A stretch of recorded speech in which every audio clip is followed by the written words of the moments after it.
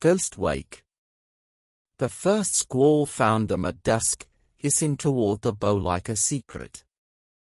All day the research trawler Kestrel had been marching along survey lines as neat as a plowman's furrows, the multi-beam sonar clicking its patient metronome into the hull. The boat was a practical beauty, steel, low-slung, her superstructure a stack of white blocks softened by salt and time. She smelled of hydraulic oil, coffee, and a trace of ozone that seems to haunt electronics. By late afternoon, the breeze freshened from the southwest. Swells squared their shoulders and shouldered back. Kestrel took one awkwardly, fell off the crest, and shuddered as if something had reached up from below and held on. Plates boomed, a deep whale note. In the wheelhouse, Captain Naveed Rahimi slid fingers across the engine levers, habit, reassurance, and studied the green smear on radar that meant the squall line had arrived early to the party. "Rain clut'll mess with you," Bosun Mackie warned, though his tone was equal parts caution and dare. He had served on great grey Navy ships and tiny scallopers that stitched in and out of bad weather, and he believed in the sea like a religion that forgives nothing but teaches you anyway. The scream bloomed and shed echoes like sparks. Then, amid the noise, a steadier shape appeared, a long, low return pacing their starboard quarter. It slid in and out of the clutter and kept time with them in a way rain never did. "Probably a squall echo," Naveed said at first. He tried to make it true by saying it. He flicked the radar range up and down. The shape persisted, a ghost that respected the knob. They stepped out onto the wing bridge. The light went coppery as the sun sagged, tinting the cloud bottoms a sailor's rusty dream. Then the smell came, a clean, knife-edged sting that was not just the common breath of the ocean. It was sharper, medicinal, like spilled spirits in a closed room. Priya from sonar paused in mid-sip of coffee, nose wrinkling. "You smell that?" she asked no one. Everyone did. By nightfall, the world had narrowed to a cold, luminous fog that moved with intent. The sea lost its distance, it became a dim ceiling you might push your hand through. Somewhere in it, that radar echo kept station, indifferent to physics and courtesy alike. Kestrel's running lights made soft auras that seemed to hang in the mist like lanterns at a wake. The horizon ceased to exist, the compass card became law. "Hold 212, Naveed said softly. "Slow to 5 knots. He did not like the feeling in his chest, that unmoored sensation that comes when a captain's knowledge and the ocean's behavior part company. The deck creaked, as all decks do in a living sea. But tonight it sounded like a conversation in another room, and they did not want to hear the words. They heard it before they saw it, the slap of canvas somewhere near, the old wooden grief of blocks turning under strain, a creak like winter bones. Sound behaves strangely in fog, it travels in straight lines until it doesn't, bends where there is no curve, arrives from everywhere and nowhere. The crew held their breath as if their breath might disturb something they had no right to disturb. When the fog parted the width of a hand, Kestrel's rail aligned with another vessel's bulwarks, close enough that Mackie could see the scribing of an old adze on the planks. She was a brigantine, short and proud, under ragged topsails that still drew. No navigation lights glowed, no rumble of machinery hummed because there was no machinery to hum. Her nameboard had been scoured pale by years of salt and sun. Letters ghosted up from the grain, not carved so much as remembered, RYCE. The fog peeled back another finger's breadth and took pity, the faint curve of an S. "That's not possible," Mackie said, so softly the words could have been a prayer or a curse. The stranger held a steady course, slightly yawed to the weather, a ship trimmed by hands that were not there. Her decks were orderly, her lines coiled with the absent-minded care of professionals who expect to come back in 10 minutes. The wind filled what canvas she had, her wake ran clean. No voices, no footsteps. Only the continuous, living murmur of a hull at work, accompanied by the sting of spirits riding the wind like a remembered sin. Priya raised binoculars and lowered them, as if the act of magnification had made the thing less credible. Spars are square-topped on the fore and aft on the main, she murmured, defaulting to taxonomy to keep from tipping into wonder. Rig looks, 19th century. Naveed's hands rested uselessly on the wheel. His mouth had gone dry in a way coffee couldn't fix. Kestrel held her speed and bearings out of pure discipline while a vessel a century too late fell into easy station abeam. Between them lay 20 yards of cold, milk-blue water, 20 yards and 150 years. Signal? Sloane asked, already reaching for the Aldi's lamp, reflex born in a navy she no longer served. Naveed shook his head. Hold for now. He did not know how to send anything intelligible to a ship that did not believe in electricity.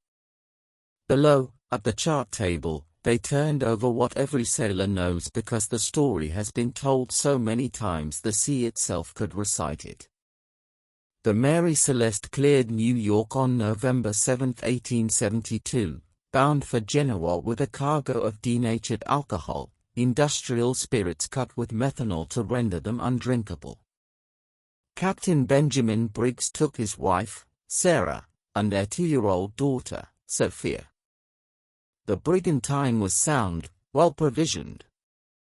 The crew list read like a respectable lunch pail: First Mate Albert Richardson, Seaman Lawrenson, Gilling, Martins, Boy Veach.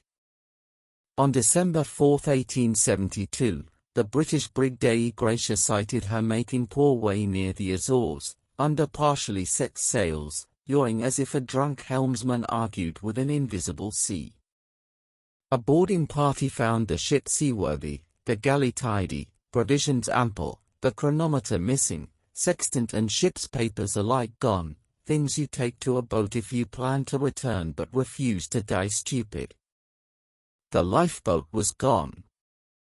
The pump showed some water in the bilge, not fatal but concerning if you feared your ship had begun a quiet betrayal.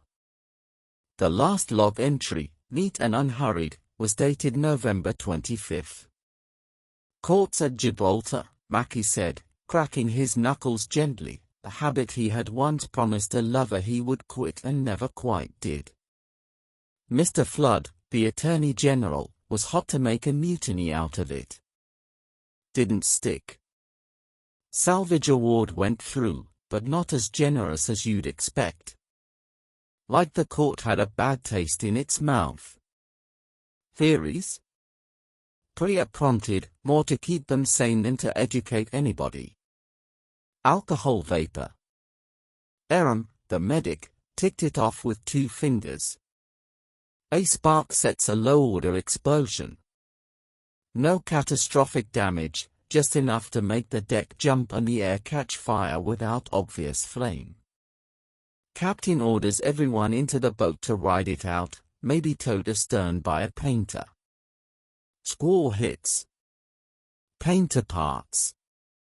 Ship sails on, family in the boat lost. He shrugged, as if wearing a coat he didn't like. Or pirates, seaquake, waterspout, pick your ghost. Facts are anchors. They keep you pointed into weather. Tonight, the facts didn't so much drag as lift clean from the bottom. The brigantine beam signed her impossible name across the fog with every knock of her blocks. Launch the tender, Naveed said, and surprised himself with the steadiness of his voice. He took volunteers, then chose anyway. He wanted a cross-section of skills and nerve, Mackie for line sense, Priya for eyes and measurements, Aaron for medical quickness, and that calm he carried like a spare set of lungs. Sloane argued to go and lost, someone had to keep the big boat honest. They lowered the rigid inflatable into a sea that looked gelatinous, flat and tremulous at once. The fog muffled the sound of the outboard into a private thought.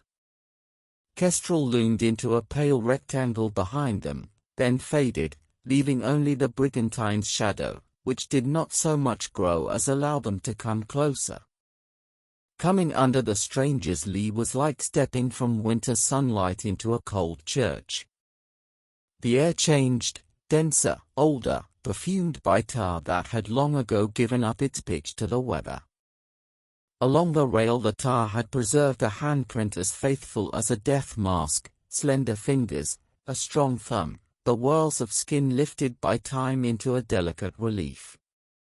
Jesus, Mackie whispered, and then, because he believed in practical gods, he looked for the ladder. It hung in the right place, a Jacob's ladder rigged by someone who had done it in a hurry but not a panic. He tested it, weight, slickness, the give of wood, and went up with the showy grace of a man who had climbed bad ladders in good seas and the other way around.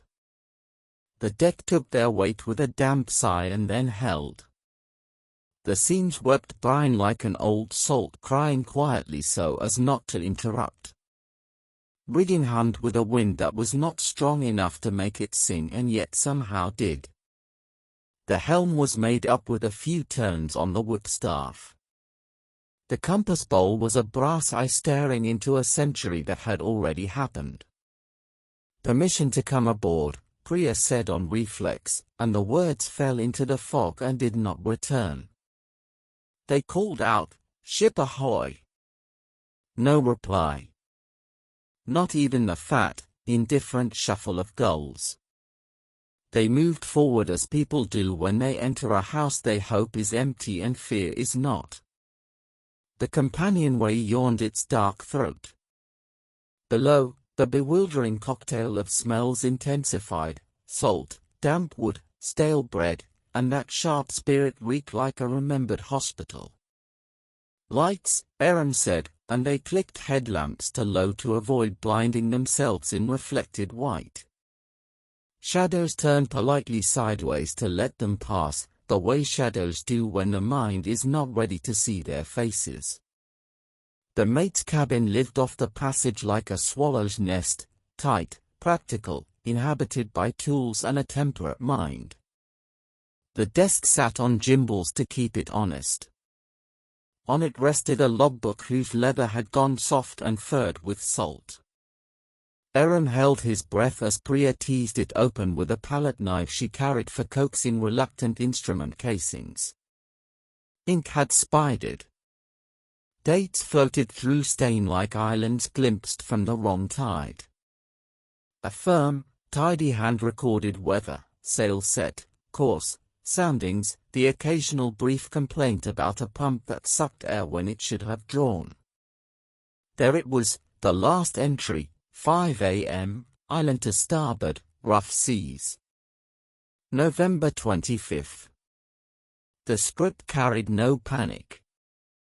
It was the voice of a competent officer whose world still made sense at the moment his pen lifted.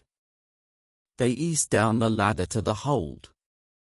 The first thing they saw was how the cargo had traveled, casks wedged, some shifted, at least one staved sometime in the ship's long night. The wood around the breach had a pale, bleached look, crystals stood up like frost where the alcohol had cried out and dried. Priya crouched and breathed carefully. Denatured. Not for drinking. Methanol cut, she said, half to the hull, half to herself. Vapor heavier than air in the right temperature band. Pull in the low places. Any spark, she didn't finish, the ship groaned in the language of oak and history. Aaron touched a knuckle to a stave. The answering thrum came back like the last note of a hymn. "I've seen burns that didn't look like burns," he muttered, memory pulling his face to one side. "You don't always get flame. Sometimes air just changes its mind." Back in the passage, a waterline mark scrolled along the planks at knee height, mud-brown and persuasive. "Not a disaster, just wet." Combine wetness, strange smells, a balky pump, a child, a wife, a captain who loved them, and the arithmetic begins to write itself. In the master's cabin they found an open Bible. The page had stuck to its neighbor at the edges, making a white seam like healed bone. A bookmark, twined with a single wooden bead, rested in Corinthians. Priya read the verse and did not say it aloud. On Kestrel, Sloane kept the comms stack alive like a votive rack in a chapel. She tuned the MF set down into the old frequencies where ship-to-ship voices sound like memory, then swept up through VHF, through the hiss and swish of ionosphere, to the sterile cleanliness of satellite bands that never produce ghosts. She had just noted in the log no traffic when the recorder spiked and scribbled a thin thread of sound. Sloane slid her headphones on and leaned forward. Wolf-frayed syllables rose out of static, organized themselves briefly: "Ship in distress, all officers dead," then shredded. She rewound, listened, rewound again. It was like trying to hold a moth's wing together after you've already touched it too hard. "Got something?" Naveed asked from the door, voice pitched to the hum of machines. "Probably nothing," Sloane said, which on a ship means probably something. She printed the spectrogram for later shame or proof and tucked it under the clipboard. "If the ocean wants you to think about ghosts, it gives you material." Over midnight coffee, Mackie ladled out lore with the same thrift that marked his seamanship. The Flying Dutchman, doomed to beat against the Cape until Judgment Day, sometimes seen alight as if misremembered by Saint Elmo himself. There was even the tidy absurdity of royal confirmation, Prince George of Wales logging a sighting off Australia in 1881. Sailors piling on detail the way any good mess table does when a tale finds its wind.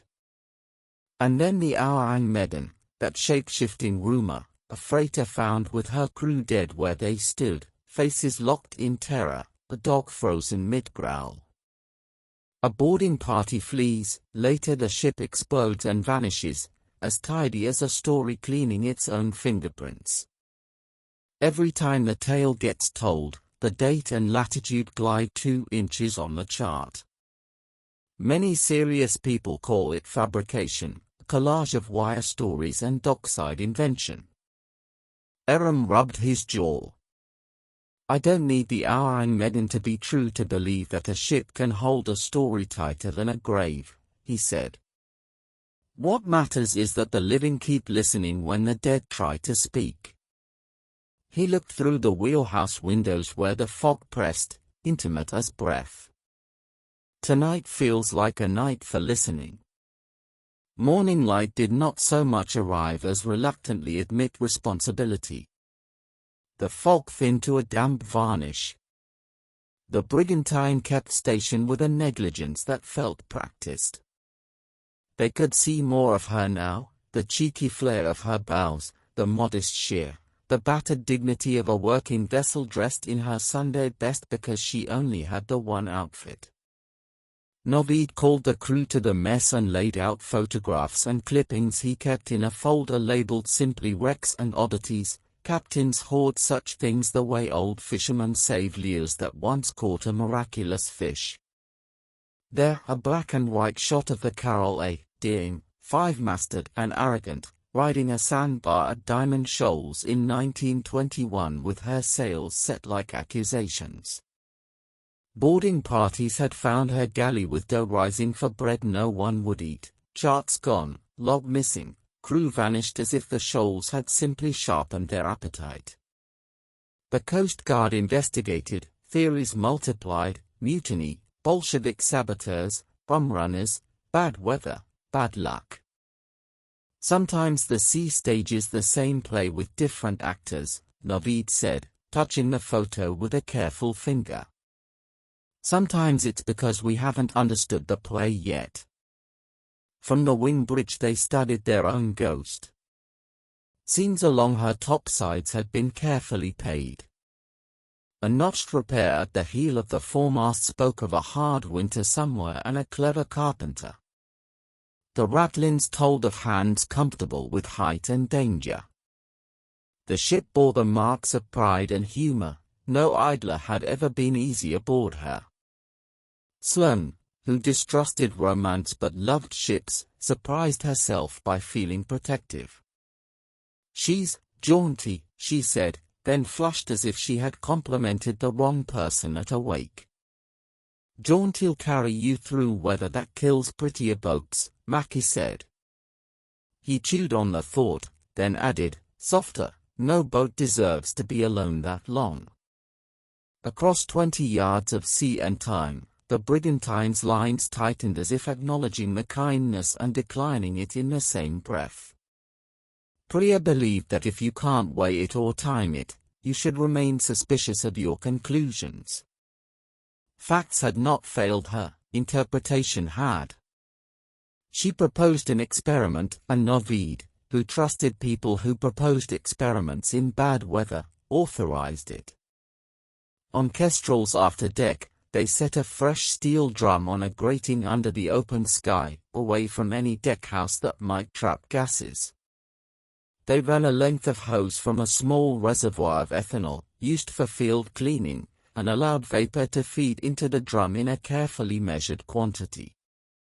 Sensors watched temperature and pressure. A long cord ran after a remote igniter. Fire extinguishers stood at attention like sober friends. "Everybody back," Priya said. "And nobody plays hero." They stepped behind a stack of fishing crates that served as an improvised shield. Priya breathed once, twice, then thumbed the remote. The drum wumped, not a bang, not a flash, but a deep, brief cough you feel with your ribs more than your ears. The bung popped out like a cork, surprised at its own recklessness. A quick, clear flame lifted and vanished, leaving a fresh blush in the deck paint and a silence that tasted of adrenaline. "Low-order deflagration," Priya said, voice a notch unsteady. "Exactly the kind that would turn air to threat without obvious fire damage. You'd hear that through oak. You'd feel it under your feet." She let the words sit with them. "Now add a captain's family. Add 19th century lamps. Add pumps that talk back. Add a weather change." Mackie blew out a breath. "Me, I'd put the boat over and watch from the lee till things settled," he admitted. "Tie on a long painter, keep her snug. Give the bad air somewhere to go. And if a squall smacks you?" Naveed asked, though he already knew the answer. "Painter parts. Or you foul it with the prop you don't have because it's 1872, Mackie said. "Ship gathers way. You watch your home sail out of reach while your child sleeps in your wife's lap. And the sea," he closed his eyes for a beat. "The sea does what it does."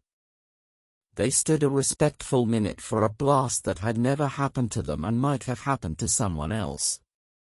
They boarded again, this time with a care that had entered their bones.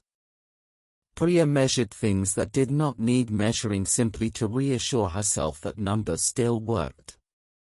Aram moved with the particular attention of a medic in a house that held a memory of illness. Mackie laid a hand to each line as if renewing a series of old handshakes.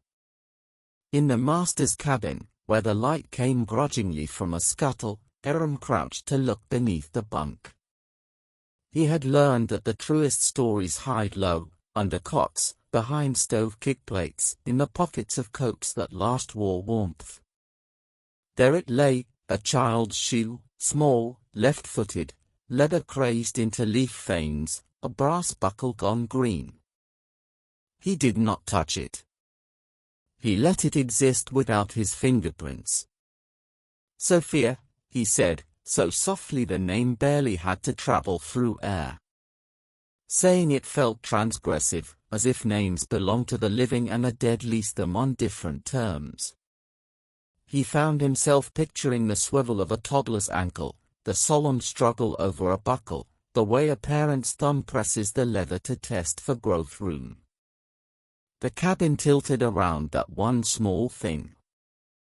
On the desk, as if set down for a moment and then forgotten, lay a letter reduced by damp to a suggestion of paper.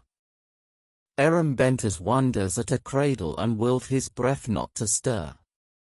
"New York is a hard city to leave, but the sea is our friend yet." The words surfaced, then blurred back into the pulp like fish choosing the deep. He closed his eyes and could see a woman's hand, Sarah's, neat and deliberate, pausing when the ship ached in its timbers. He straightened and met Priya's gaze. "No one said we take it." They were not grave robbers, and the law, superstitious and wise, frowns at such thefts. They carried the shoe out in memory only, laid it on the mess table of their minds, and ate around it with due regard. On deck, Mackie found the sounding rod slotted into a bracket near the mainmast. It was marked in fathoms with the crude neatness of a ship's own carpenter, functional, a little proud. He worked it in its step, imagining the steady rhythm of a mate at dawn: drop, lift, read, drop, lift, read. He could hear the wet talk as the rod kissed the bottom of the bilge and came up glistening. A little water, not fatal, could become a whisper in a captain's ear: "You are responsible for more than a crew. You are responsible for a world contained in two people." Back aboard Kestrel, they spread what they had and what they knew across the chart table, as if proximity to paper might convince facts to breed. There was the scuffed mark on the deck where a boat's falls had chafed, the good order of lines suggesting a departure planned if not desired, the log's last entry calm as a Sunday, the smell of spirits, the drum test and its dull warning cough, the weather record for that week in 1872, squalls stalking the Azores like impatient creditors. Navid drew a circle on the chart, a loop a cautious captain might sail around his own ship if he were in a boat, staying to leeward, out of the teeth of any accidental flame, close enough to return at the first safe chance. He marked a wind shift. He laid a finger where a squall would bite first. He let his hand drift as a boat would undertow, then let the pencil flick as a painter snaps in a gust. The loop opened. The ship ran away in his sketch with the unfussy obedience of canvas before a breeze. "No villain required," he said. The words did not comfort him. Villains are easier to hate than weather and error. Only urgency, caution, and an ocean that doesn't care about either. Silence held, a space roomy enough for pity to stand up in and stretch its legs. Night came back like a verdict that had been delayed only to be delivered with extra ceremony. The fog thickened into something that resisted metaphor. Kestrel's deck lights painted ellipses that persuaded no one. The brigantine forged a half-length ahead as if tired of chaperoning the living, then another half-length, and then the fog rolled aside like a curtain on a threadbare stage to show her whole. She was beautiful in the way working boats are beautiful, every line serving two masters, grace and function, and pleasing both. Patches on the topsails had been set by hands that cared to align their stitches even when nobody was braiding. Her figurehead had lost its face to weather, which made it kinder. Sloane sat at the comms with the headset cocked, more out of habit than hope. The recorder had been running since noon, an uncomplaining ear taking dictation from noise.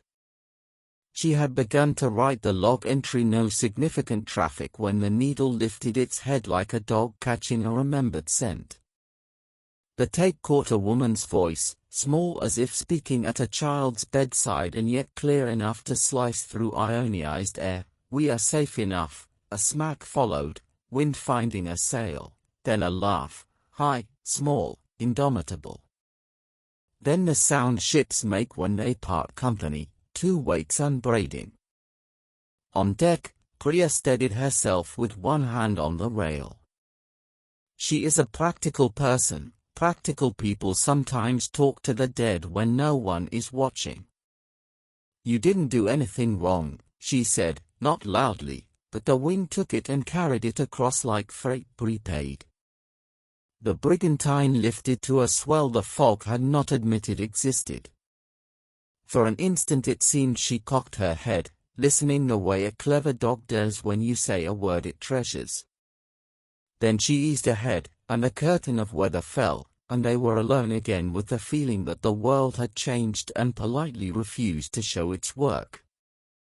Morning found Kestrel on a glassy plain. The fog burned off into a hard, white horizon that felt invented. The brigantine was gone. The sea looked the way it always looks, as if nothing inexplicable has ever happened on it.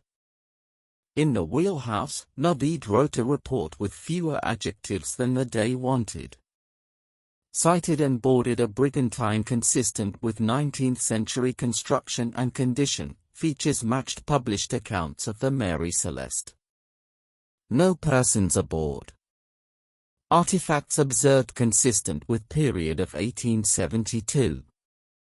He added a dry appendix that listed known facts. New York departure November 7th, last log November 25th, discovery by Dei Gracia December 4th, cargo denatured alcohol, Gibraltar hearings, salvage peculiarities, parallel mysteries like the Carroll A, Deering, legends like the Flying Dutchman and the dubious Orang Medan.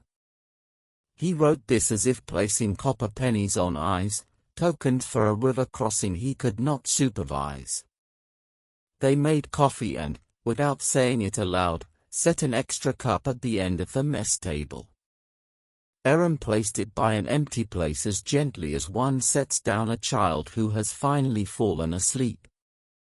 No one teased him. Before turning for home, Kestrel steamed a deliberate circle in open water, a circle wide and patient, the very maneuver Naveed had drawn in pencil. It felt like ritual and rehearsal at once. They idled there, letting wind and time smooth whatever wake the night had left in them. The sea accepted this courtesy without acknowledgement, as is its way. On the run west, Sloan archived the tape and labeled it with prosaic care. 12:05 said Mid-Atlantic anomalous voice. Priya wrote up the vapor experiment in a memo that would look dry in any inbox and hold a trembling at its core. Plausible mechanism for a hasty abandon. Limitations noted. Recommend cautionary inclusion in maritime safety curricula under historical case review. Mackie went forward and checked every line with an attention that had nothing to do with ghosts and everything to do with love. The crew stood watches, ate meals, told jokes of the cheap and necessary kind. And yet the ship felt different, tuned, like a guitar after a careful ear has turned the pegs. They would return to shore and to lives that tolerate only so much strangeness, and they would tell their children that facts are anchors and stories are sails, and you need both if you mean to survive an element that owes you nothing. As the sun shouldered up, far astern a crease of light wrinkled the horizon into the brief suggestion of canvas, an accident of refraction, surely, then smoothed itself away, leaving only water, sky, and a small, competent ship pushing a bright, practical wake toward home. The end.